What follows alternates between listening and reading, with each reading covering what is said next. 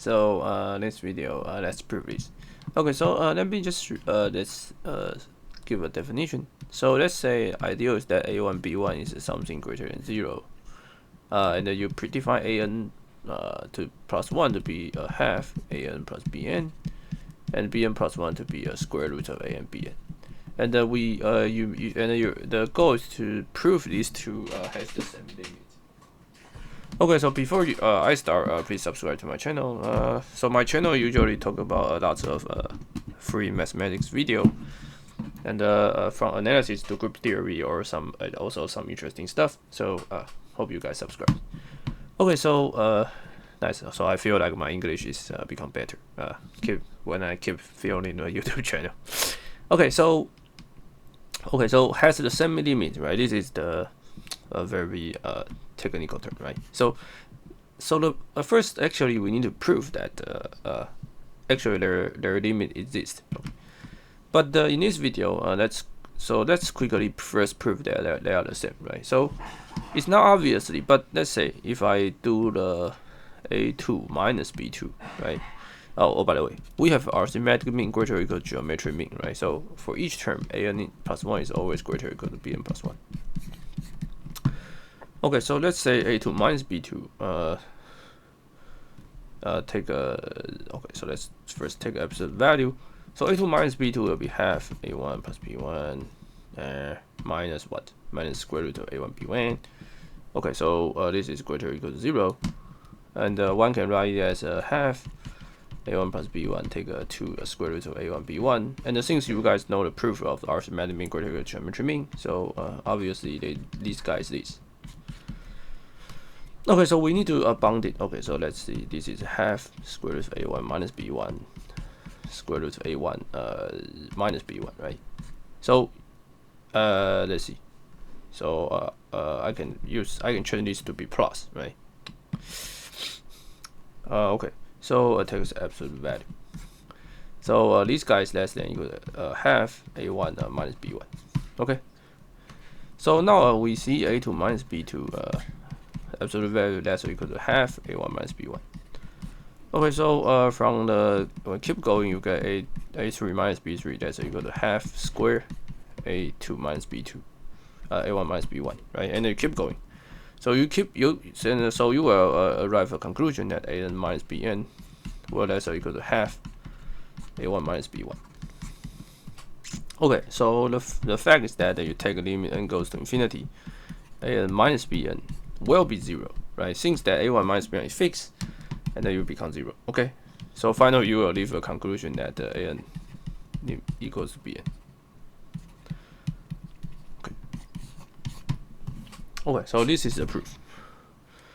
Okay, so this proof shown that an and bn must have the same limit, since their difference must be 0. Okay, but one remaining question is that okay, so let's say if I give you a1 is 2, right, b1 is, let's say, 1, right, and you can keep computing this. Okay, so so there's a question that how do you show how to show that how to show that their limit actually exists, right? So our conclusion says is that if this limit exists, then this limit will exist, right? Because they have the same limit. Okay, and if this limit exists, sure, this limit exists. Okay. So one remaining idea is that can you manage to prove, actually rigorous proof that let's focus on these two, and then let's prove that their limit both exist. Since we only give this, right? So we are just dealing with we are just say that let's say this is Cn, right? So we are just saying that Cn goes to 0 as n goes to infinity, right? But this does not mean that your an must be limit must exist. Okay, but actually, right? Let's say actually. So now actually we want to prove that the limit n goes to infinity, an actually exists. So there will be some number like called alpha. Okay. So the reason is that let's say a1 divided by b. Let's say we can assume that a1 greater than b1, greater than 0, right? If they are the same, then sure the limit will be the same. Sure, if they are the same, then a2 will be a1, right? Everything will be the same, so it's fine. Okay, and notice that a1 plus b1 divided by 2 will less than a1, right? So if you keep going, then this tells you that an is actually decreasing, right? Because b1 is less than a1, right? So you can manage to prove that you keep going, then an will decreasing. And you also know that what? Let's say your b1, right? Your b2 is the square root of a1 b1, right? So this guy is greater than b1, right? Because a1 is greater than b1. So bn is increasing, right? And but an is bounded above, bounded below, and the bn is bounded above, right? Because although bn is although bn is increasing, right? But it's okay. So let's say so an is bounded above by 0, right?